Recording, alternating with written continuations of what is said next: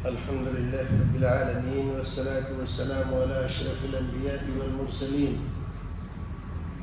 نبينا محمد وعلى آله وأصحابه أجمعين ومن تبعهم بإحسان إلى يوم الدين أما بعد.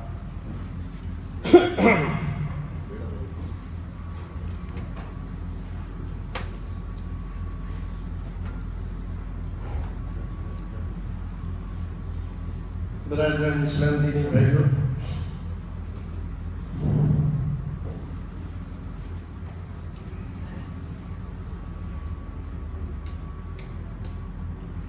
رمضان المبارک کے ان بابرکت ساعتوں میں آپ حضرات کے ساتھ تھوڑی دیر بیٹھنے کی سعادت حاصل کر رہا ہوں. 2-3 باتیں آپ حضرات سے عرض کرنا ہے.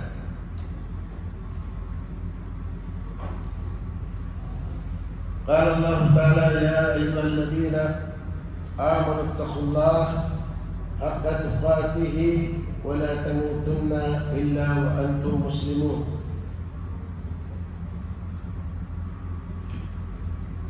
اللہ رب العزت کا ہم سے مطالبہ یہ ہے کہ ہم جب تک زندہ رہیں تقوی کی زندگی گزارے، اللہ رب العزت کی نافرمانی سے ڈرتے رہیں اور اس کے برے انجام سے ایسا ڈرے جیسے ڈرنے کا حق ہے. زبانی طور پر نہیں، دل سے بھی یقین کریں کہ نافرمانی اللہ اور اس کے رسول کی آدمی کو دنیا اور آخرت کی پریشانیوں میں مبتلا کر دیتی ہے.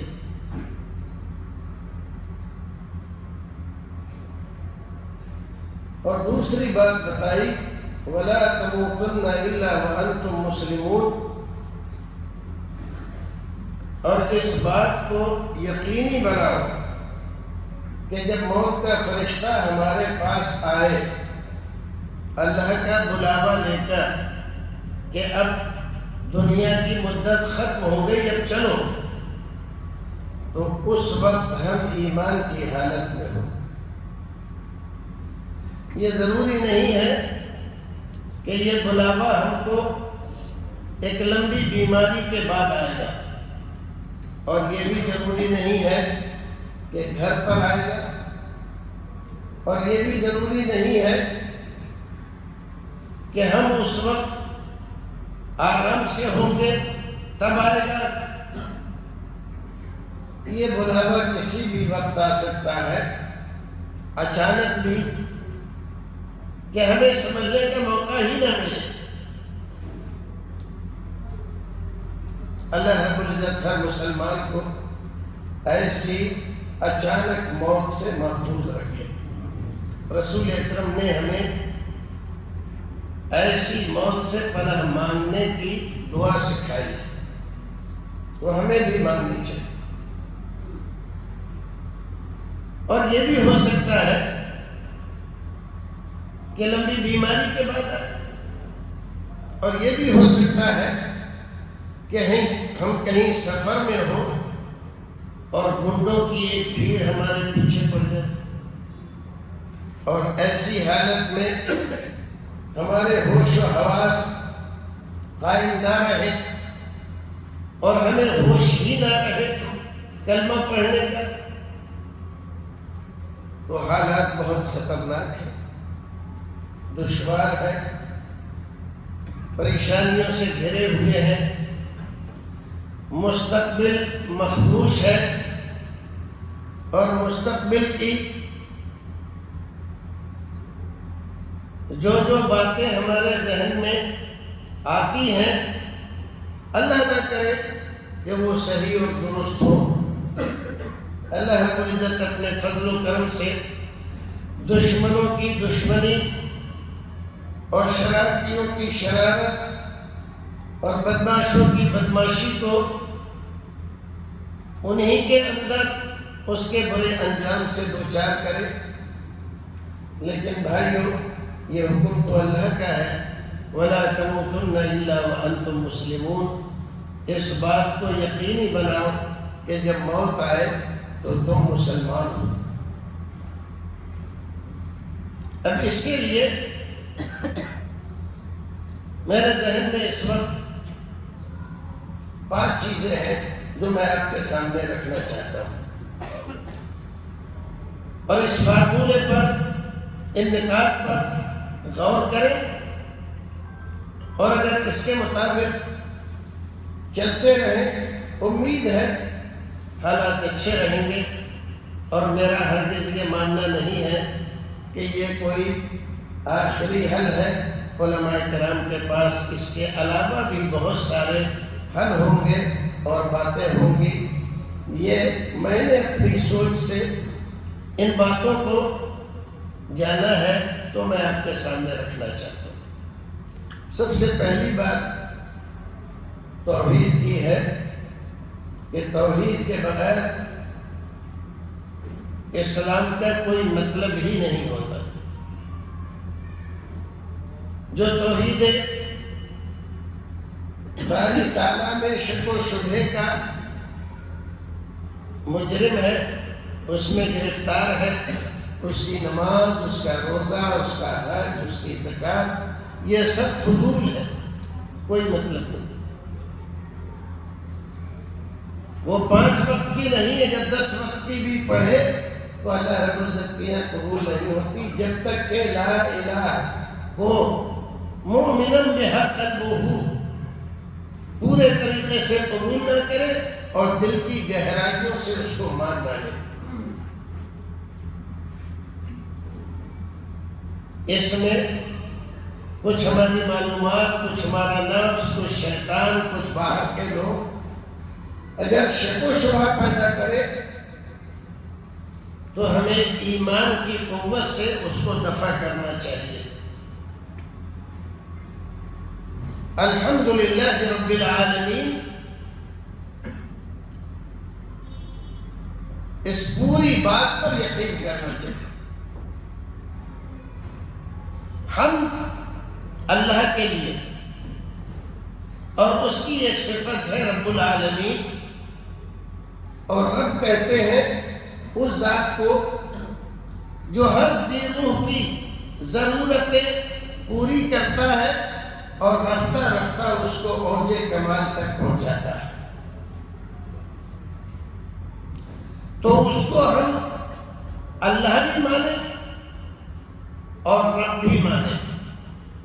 صرف ہم نے اللہ مان لیا، ہم اللہ مانتے، لا الہ الا اللہ کلمہ پڑھتے ہیں، اللہ کو مانتے ہیں، لیکن اللہ کو رب نہیں مانتے ہیں، تو ہم اللہ کو نہیں مان رہے۔ رب نہ ماننے سے سینکڑوں طرح کی خرافات میں، شرکیات میں ہم گرفتار ہوتے ہیں۔ تعویذ گنڈے، فلیتے، اور اسی طرح سے چادر گاگر، نیاز فاتحہ، یہ جتنی بھی چیزیں ہیں عرس و آغاز میں جو ہوتی ہے ہمارے بھائی کر رہے ہیں۔ ہمیں افسوس یہ ہے کہ ایک زمانے سے علماء حق، علماء توحید کی بات کہہ رہے ہیں، لیکن ابھی بھی مسلمانوں کی اکثریت توحید سے ناآشنا ہے، بلکہ اس سے الرجک ہے، بدعتی ہے، اس کو اپنے لیے جعلی سمجھتی ہے۔ ابھی تک ہم اس لائق نہیں ہو سکے کہ کم سے کم ہمارے ہندوستان کی اکثریت توحید کو ماننے لگ جائے۔ اکثریت آج بھی توحید سے غافل ہے۔ یہ پہلا پیغام ہے ہمارا، توحید پر کام ہو زیادہ سے زیادہ۔ باقی جتنی چیزیں ہیں وہ توحید کے بعد ہیں۔ نماز کی تبلیغ آپ کر رہے ہیں، روزے کی تبلیغ کرتے ہیں، زکوٰۃ کی تبلیغ کرتے ہیں، حج و عمرے کی تبلیغ کرتے ہیں، یہ سب حق ہے، درست ہے، صحیح ہے، ان کی طرف بلانا بھی لوگوں کو بہت ضروری ہے، لیکن اگر توحید نہیں ہے تو کوئی فائدہ نہیں نماز روزے کا۔ اور توحید اگر ہے تو توحید خود اپنے ماننے والے کو اپنے رب کی عبادت کی طرف کھینچ کر لاتی ہے، کہ جس رب کو میں مانتا ہوں، جس نے یہ ساری کائنات بنائی ہے، مجھے بنایا ہے، اس میں کوئی اس کا شریک نہیں ہے، کھلاتا پلاتا ہے، اس کی عبادت نہ کروں یہ اس کی ناشکری ہے، تو بندہ خود عبادت کی طرف آتا ہے۔ لیکن اگر توحید نہیں ہے اس کے پاس تو عادت کے بطور نماز پڑھے، روزہ رکھے، زکوٰۃ دے، صدقات خیرات کرے، ٹوپی لگائے، داڑھی رکھے، یہ عادت کے بطور ہو سکتا ہے۔ ہمارے ابا داڑھی رکھتے تھے، ہم نے بھی رکھی، مسلمان ٹوپی لگاتے ہیں، ہم بھی ٹوپی لگاتے ہیں، مسلمان یہ کرتے ہیں، ہم بھی کرتے ہیں، لیکن اس بنیاد پر نہیں کہ لا الہ الا اللہ کا یہ تقاضا ہے، اس بنیاد پر نہیں کرتا۔ اور جب تک لا الہ الا اللہ کے تقاضے کو پورا نہیں کرتا تب تک اس کی کوئی چیز قبول نہیں ہوتی۔ آپ یہ بات جانتے ہیں کہ آپ گھر سے آئے، آپ نے وضو کیا، نماز میں آ کر ملے اور آپ کو احساس ہوا وضو ٹوٹ گیا، ارے ابھی تو کیا ہے، کوئی زیادہ دیر تھوڑی ہو، اور بغیر وضو کے نماز پڑھ لی، آپ کی نماز ہوئی نہیں ہوئی۔ حالانکہ جہاں آپ نے وضو کیا تھا ان جگہوں پر کسی طرح کی کوئی تبدیلی نہیں ہوئی ہے، لیکن شریعت نے کہا ہے آپ کا وضو ٹوٹ گیا۔ وضو شرط ہے نماز کے لیے۔ ایسے ہی آپ کا اسلام، آپ کی توحید یہ بھی ٹوٹ جاتی ہے۔ جیسے نواقض وضو ہے ایسے ہی نواقض لا الہ الا اللہ ہے۔ لا الہ الا اللہ بھی ٹوٹ جاتا ہے۔ آپ صبح سے شام تک تسبیح پڑھو لا الہ الا اللہ کی، اور شام کو جا کر ایک مزار پر اگر بتی جلاؤ کہ بابا خوش ہو جائیں گے، ہمارے گھر پر نظر عنایت رہے گی، بچے بیمار نہیں پڑیں گے، کاروبار میں برکت ہوگی، تو یہ جو تسبیح صبح سے شام تک آپ گھما رہے تھے وہ اس کو آپ نے ختم کر دیا، یہ ختم ہو گئی۔ یہ وضو کسی کام کا نہیں۔ آپ اس وضو سے نماز نہیں پڑھ سکتے، نہ فرض، نہ نفل، نہ سنت، نہ مستحب، وہی نماز۔ ایسے ہی اگر لا الہ الا اللہ ٹوٹ جائے تب آپ کی نماز، آپ کا روزہ سب بیکار ہے، کچھ بھی نہیں ہوتا۔ تو لا الہ الا اللہ کی حفاظت کرو جیسے حفاظت کرنے کا حق ہے۔ دوسری بات ہے رسول اکرم صلی اللہ علیہ وسلم کی فرما برداری، آپ کی تعظیم اور آپ کے احترام کے ساتھ۔ اور تعظیم جو قرآن نے بتلائی ہے کہ ساری دنیا کے مولویوں کی بات مانو آپ۔ مشہور ہے 1,24,000 انبیاء کرام آئے، سب کو مانو آپ، لیکن رسول اکرم صلی اللہ علیہ وسلم کی بات کی مخالفت کرو، اس کو نہ مانو، تعویل کر کے اس سے پیچھا چھڑاؤ، تب اللہ تعالیٰ کہتا ہے فَلْيَحْذَرِ الَّذِينَ يُخَالِفُونَ عَنْ أَمْرِهِ۔ عن امرہ سے کیا بول رہا ہے؟ یہی رسول کی طرف لوٹ، میرے رسول کی بات کی جو مخالفت کرتے ہیں، یخالفون عن امرہ ان تصیبہم فتنہ اور یصیبہم عذاب علیم۔ باز آ جائے، نہیں باز آئے تو دونوں، نہیں تو ایک بات سے تو تمہیں دو چار ہونا ہی پڑے گا، وہ ہے فتنہ اور ایک ہے عذاب علیم۔ آج کل صورتحال مسلمانوں کی اگر دیکھیں تو فتنہ تو گھر گھر ہے، اور جس عذاب علیم میں ہم مبتلا ہیں تو صبح ٹی وی کھول کر، ریڈیو سن کر، اخبار پڑھ کر اندازہ لگا لو، دشمنان اسلام ہندوستان میں غنڈہ گردی اور آتنکواد پھیلانے والے ہر دن نیا اعلان مسلمانوں کو کاٹنے، مارنے، برباد کرنے، ان کی لڑکیوں کو بھگا لے جانے اور ان کی لڑکیوں سے ہندو بچے پیدا کرنے کی باتیں کرتے ہوئے آپ کو ملیں گے۔ اس سے بڑا عذاب علیم کوئی اور ہو سکتا ہے؟ سبب اس کا سبب یہ ہے کہ ہم نے رسول اکرم کی مخالفت پر کمر باندھی ہوئی ہے، اماموں کا نام لے کر، مولویوں کا نام لے کر، فقہا کا نام لے کر، اولیاء کرام اور بزرگان دین کا نام لے کر نبی کی مخالفت ہم کر رہے، بڑے بڑے لوگوں کا سائن بورڈ لگا کر۔ تو اس سے باز آ جائیں اور دوسرے بھائیوں کو بھی بتائیں کہ بھائیوں، ان مشکلوں سے، پریشانیوں سے نکلنے کا ایک ہی راستہ ہے، اور وہ راستہ ہے رسول اکرم کی بات ماننا، فرما برداری کرنا۔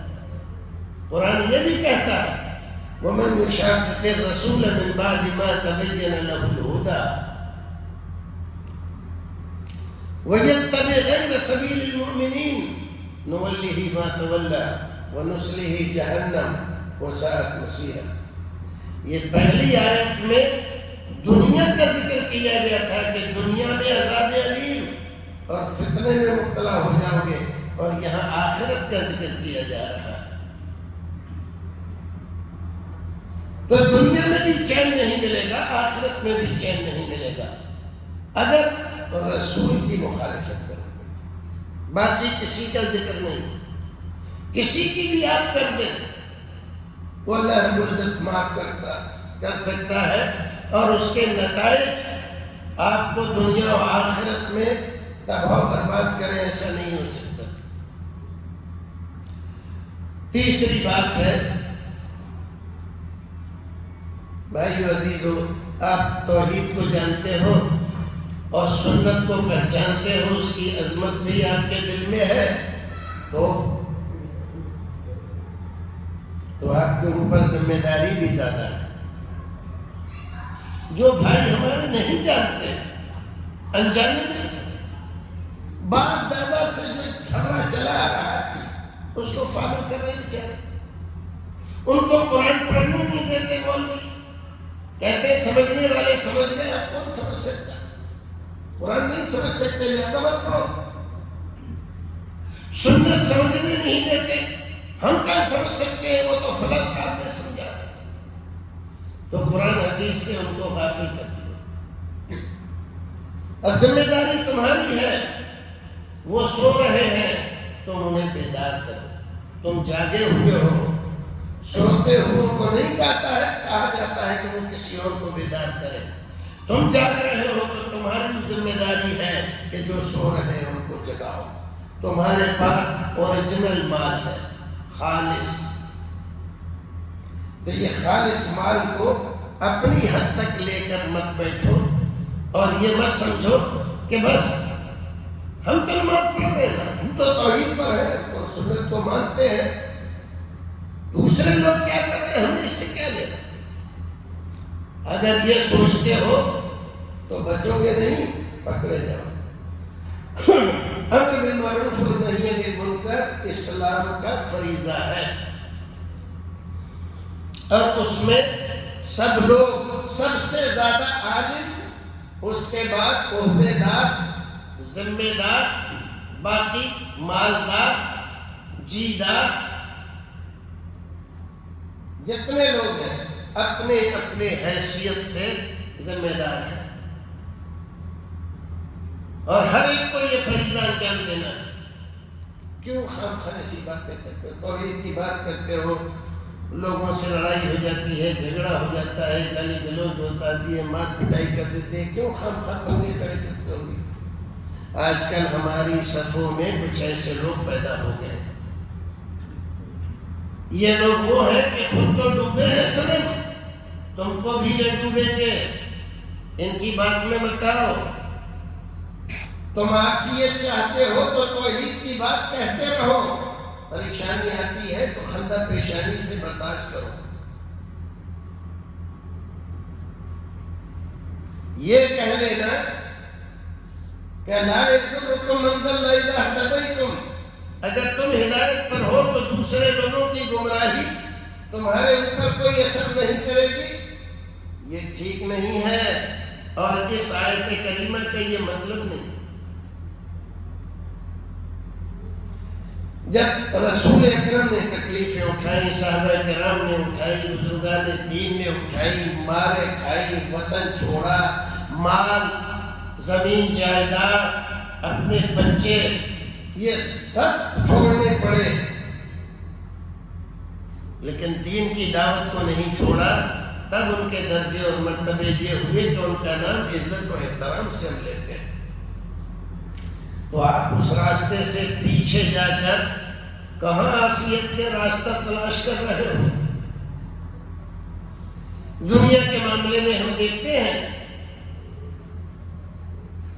کہ اگر ہمارے گھر کا 1 انچ ہمارا پڑوسی دبا رہا ہے تو پورے خاندان کے ساتھ اس سے لڑنے کے لیے تیار، اور لوور کورٹ سے سپریم کورٹ تک مقدمہ لڑنے کے لیے تیار ہو جاتے ہیں۔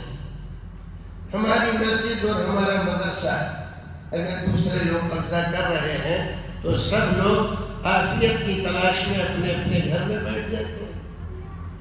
پورا مدرسہ، پوری مسجد جا رہی ہے، شرک و بدعت کرنے کے لیے لوگ اس میں قبضہ کر رہے ہیں، نہیں آ رہے۔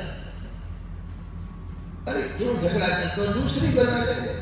تو 1 انچ زمین تمہارے گھر کی جا رہی ہے، کیوں نہیں سوچتے ہو اور لے لیتے؟ وہاں لڑائی نہ کرو تو ہم سمجھیں کہ تم اپنے کہنے میں سچے ہو۔ بات آ رہی سمجھ میں؟ تو ہوشیار ہو جاؤ۔ چوتھی بات، آج تم خوش ہو، نماز سنت کے مطابق پڑھتے ہو، ماشاءاللہ تہجد بھی پڑھتے ہو، سنت پر چلتے ہو، لیکن کیا تم نے اس بات کو یقینی بنایا ہے کہ تمہارے بچے تمہارے نقش قدم پر ہیں؟ بچوں کو پڑھا رہے ہو، قرآن شریف پڑھائے، دینی تعلیم دلوائی، عالم آئے ہیں تو ان کے آنے کا فائدہ اٹھایا؟ تم تو ہر ایک کو جانا ہے، ہمیں بھی جانا ہے، آپ کو بھی جانا ہے، ہم تو اپنے وقت پہ چلے جائیں گے۔ کیا ہم یہ یقین کر کے مر رہے ہیں کہ ہمارے بچے ہمارے راستے پہ رہیں گے؟ حضرت یعقوب علیہ السلام کا آخری وقت ہے، قرآن ذکر کر رہا ہے، بات لمبی ہو جائے گی، اس کو چھوڑ دیتا ہوں۔ پوچھتے ہیں کس کی پیروی کرو گے میرے بعد؟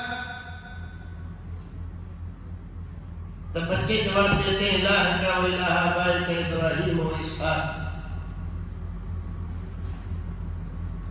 تو اس بات کو یقینی بنا کر جاؤ کہ تمہارے باپ تمہارے بچے اہل حدیث رہیں گے، قرآن و سنت پر عمل کریں گے، تو یہ مانے رہیں گے۔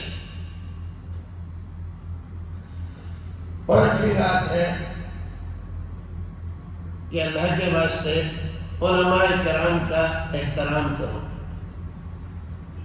آپ بدگمان نہ ہو، میرے پاس کوئی ایسی معلومات نہیں ہے کہ آپ کے یہاں کے لوگ احترام نہیں کرتے، ایسی بات نہیں ہے، یہ میں ہر جگہ کہتا ہوں۔ یہ بیماری ہمارے یہاں کچھ جگہ پیدا ہو گئی ہے، پائی جاتی ہے، علماء کرام کا احترام ہم نے چھوڑ دیا۔ ایک عالم کا احترام ہم اس لیے نہیں کرتے کہ اس کا نام عبداللہ عبد الرحمن ہے، اس کے نام کے آگے سلفی یا عمری لکھا ہوا ہے، ازہری یا مدنی لکھا ہوا ہے، اس لیے نہیں کرتے۔ اس لیے کرتے ہیں کہ وہ دین کا داعی ہے، وارث رسول ہے، توحید کا علمبردار ہے. اس لیے کرتے ہیں کہ وہ ہادی و رہبر ہے، علماء حق کا ایک فرد ہے. علماء سو ہزاروں کی تعداد میں یہاں وہاں پھر رہے ہیں اور لوگ ان کو ہار پھول ڈال کر نعرے جیکارے بول بول کے ان کو لے جا رہے ہیں اور اس ضلالت میں، گمراہی کی دلدل میں ان کو پھانسی ہوئے خود بھی اور خود پھنسے ہوئے. اور اس کے مقابلے میں ہمارے یہاں عالموں کا احترام نہ ہونے کے برابر. یہ رسول کے وارث ہیں، ان کا احترام اسی نیت سے ہمیں کرنا چاہیے کہ یہ دین کے نمائندے ہیں اور رسول کے وارث ہیں، یہ حق کے پرستار ہیں، حق کے داعی ہیں، ہمیں ان کا ساتھ دینا چاہیے. اگر عالم کی عزت ہے تو عالم آتے رہیں. آپ کے یہاں بھی جذبہ پیدا ہوگا، لوگ عالم بنیں گے. اور اگر آپ عالم کی عزت نہیں کریں گے تو آپ کے یہاں مقامی طور پر کوئی عالم نہیں بنے گا. ابھی بتلایا ہمارے مولوی صاحب نے کہ یہ ہمارے مقامی عالم ہے، ماشاءاللہ خوشی ہوئی. اللہ رب العزت آپ کو ان سے زیادہ فائدہ اٹھانے کی توفیق عطا فرمائے اور ایسے عالم ہمارے یہاں اور پیدا کریں. ایک بات تھوڑی کڑوی سی ہے لیکن سنتے جاؤ. ہمارے خاص طور سے وہ لوگ جن کے پاس مال و متاع ہے عالموں کی عزت نہیں کرتے، اسی لیے اپنے بچوں کو دین نہیں پڑھاتے، دین کی تعلیم نہیں دلاتے، کیونکہ وہ جانتے ہیں ان کی نظر میں عالم کی حیثیت کیا ہے. تو وہ سمجھتے ہیں کہ دوسرے لوگوں کی نظر میں میرے بچے کی یہی حیثیت ہوگی. تو سوچ کو بدلو، سوچ کو بدلو. اس سوچ کو بدلو گے تو اس کے بہتر نتائج آئیں گے انشاءاللہ. اور ہمارے گھر میں بھی عالم پیدا ہوں گے. آپ نے دنیا کمائی، بینک بیلنس بنایا، زمین جائیداد خوب بنائی، بہت اچھی بات ہے. لیکن آپ کا اگر آخری وقت آیا اور آنا ہی ہے سب کا، تو کیا آپ کے بچے نماز جنازہ پڑھنا جانتے ہیں؟ کوئی بچہ ایسا ہے آپ کا جو آپ کی نماز جنازہ پڑھ سکے گا؟ کیا یہ آپ کو یاد رکھیں گے؟ کیا ان کو نمازی بنایا ہے جو آپ کے لیے آپ کے گزر جانے کے بعد دعائیں کریں؟ ہمارے یہاں 30 10واں 40واں 20واں برسی، محرم، تعزیہ، شبرات، کنڈے، ایصال ثواب کی رونقیں، بریانیاں، یہ تو ہے نہیں. دوسرے لوگ تو اس لیے خوش ہو جاتے ہیں کہ تیجا کریں. ایسے جنت میں نہیں جا رہا ہوگا تو آدمی زبردستی دھکیل دیں گے 1.25 لاکھ کلمہ پڑھوا کر. تو ان کو تو یہ یقین ہے، ہمیں تو یہ یقین ہے نہیں.